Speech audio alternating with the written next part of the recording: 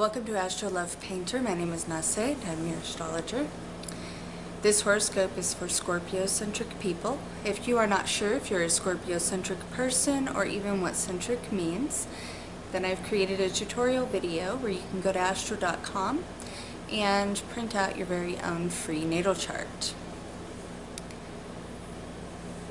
And also, this is going to be a very quick overview just about what the full moon in Pisces and the new Virgo moon is going to be doing on your 5th and your 11th house axes. If you want a more detailed and more technical report, I have already uploaded a full forecast for September, so feel free, once you print out your chart, to go over and listen to that one as well. So, as I said, Scorpio, this is going to be hitting your 5th and your 11th houses. 5th house is your house of creative ventures, romance, and children, and the 11th house is your friends, networks, large organizations. Sometimes I can see this talking about internet as well.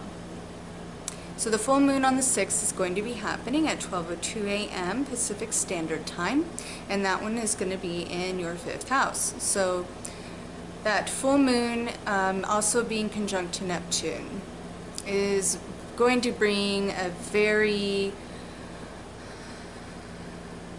it's going to be a culmination of something that has to do with a romantic interest possibly, or even children. Again, a creative endeavor. It's really great energy for creating.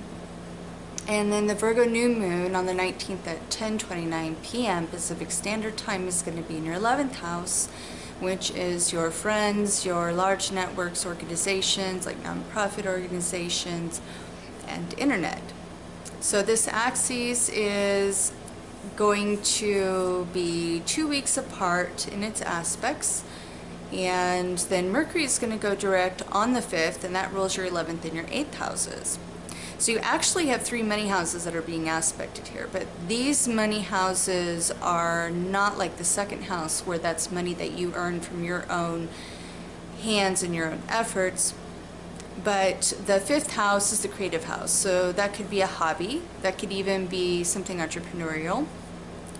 And then the 8th house is other people's money, so that can be a gain through a spouse or from taxes, an insurance settlement.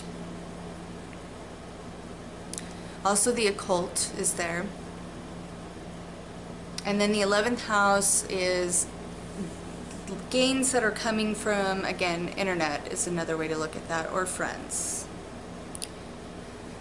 So if you do have anything that you're working on as an entrepreneur, if it's something you started working on before Mercury went retrograde, which was, let's say, a month ago, then you're going to be releasing it through the internet possibly. And if it had to do with the occult, then that would be a perfect culmination of all of these aspects.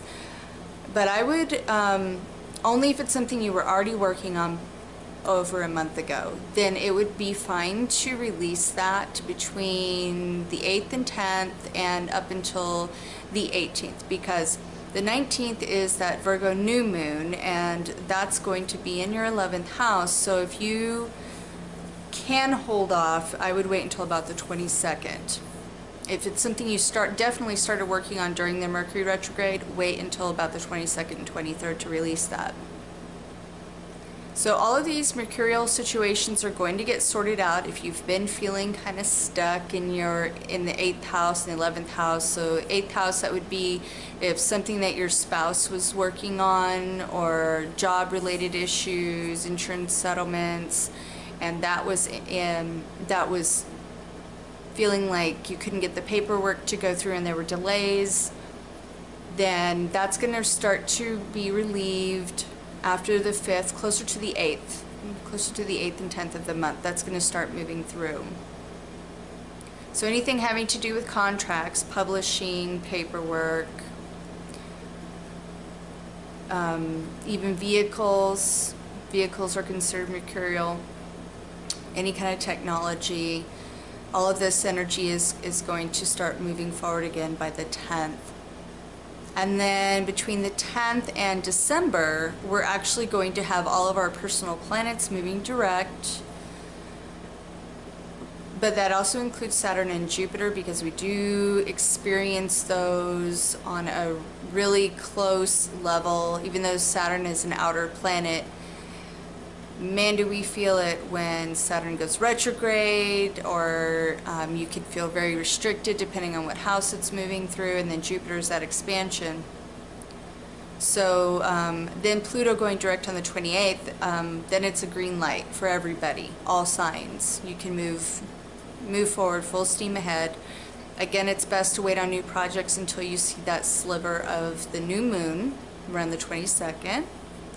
So any complications that were going on for you with romantic interests, children, creative projects, friends, large networks, internet, that's all going to be sorted out. And then the majority of energy for you this month is in the 11th house. So by the 6th, Mars is going to move into your 11th house, and then on the 11th, Mercury will move in, and then on the 21st, Venus is moving in. The Sun is already there. So all the action for you is going to be about networking, especially if you are an entrepreneur or some kind of contract worker. Then it's going to really culminate for you towards the end of this month. So don't give up. Keep a positive outlook. And if you would like to book a reading with me, you can do so at the link down below. Also, if you want some more detail, then I do have the full forecast for September uploaded. I did that yesterday. So until next month, guys, enjoy the beginning of this new 6-month cycle from that Leo solar eclipse, and we'll see you next time. Namaste.